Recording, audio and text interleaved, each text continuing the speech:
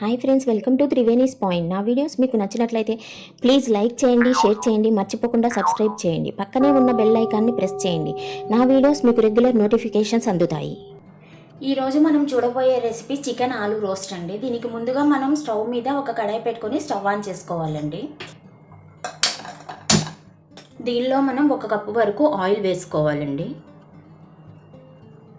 ఇప్పుడు దీనిలో మనం చిన్న చిన్నగా కట్ చేసి పెట్టుకున్న ఉల్లిపాయలు, పచ్చిమిరపకాయలు వేసుకోవాలండి.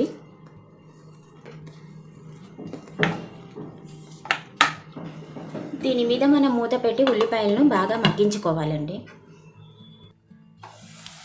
వీటిని మనం అప్పుడప్పుడు తిప్పుకుంటూ బాగా మగ్గించుకోవాలండి.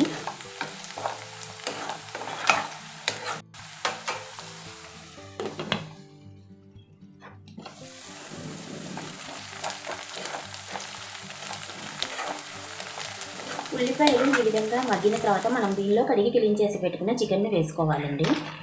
ఇప్పుడు దీనిలో మనం టేస్ట్కి సరిపడా సాల్ట్ వేసుకోవాలండి. ఇప్పుడు దీన్ని మనం బాగా కలుపుకోవాలి.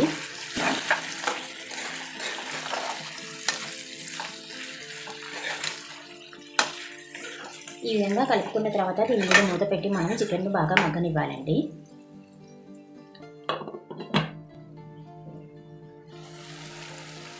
దీన్ని మనం అప్పుడప్పుడు తిప్పుకుంటూ ఉండాలండి.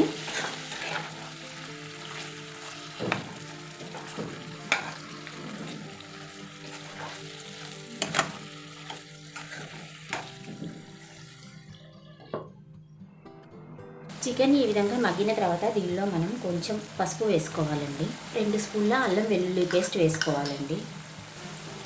అలాగే కొంచెం కారం వేసుకోవాలి. ఇప్పుడు దీన్ని మనం బాగా కలుపుకోవాలండి.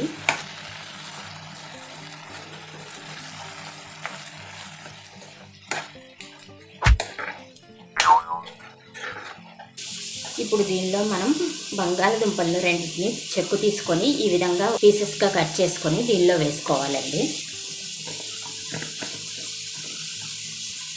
ఇప్పుడు ఈ బంగాళదుంపలను కూరంతా బాగా కలుపుకోవాలండి.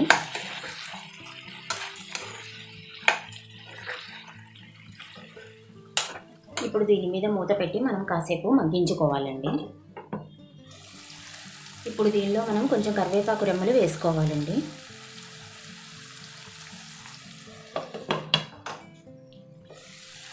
దీన్ని మనం అప్పుడప్పుడు తిప్పుకుంటూ వేయించుకోవాలండి.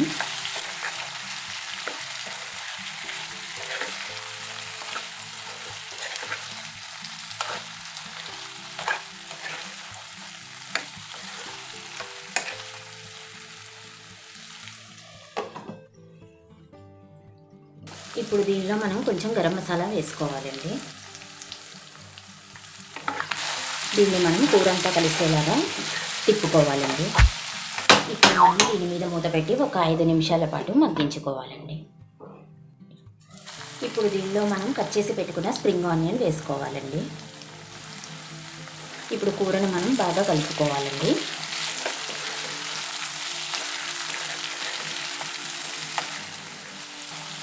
దీనిని ఒక 2 నిమిషాల పాటు మూత పెట్టి మగ్గనివ్వాలండి.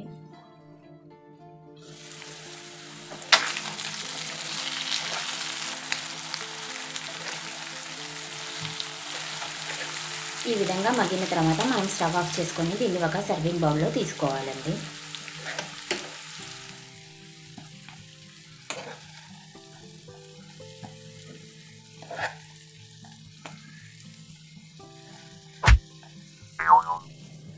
చికెన్ తక్కువగా ఉన్నప్పుడు కూర వదుగు రావడానికి ఈ విధంగా చికెన్ ఆలూ రోస్ట్ చేసుకుంటే చాలా బాగుంటుందండి.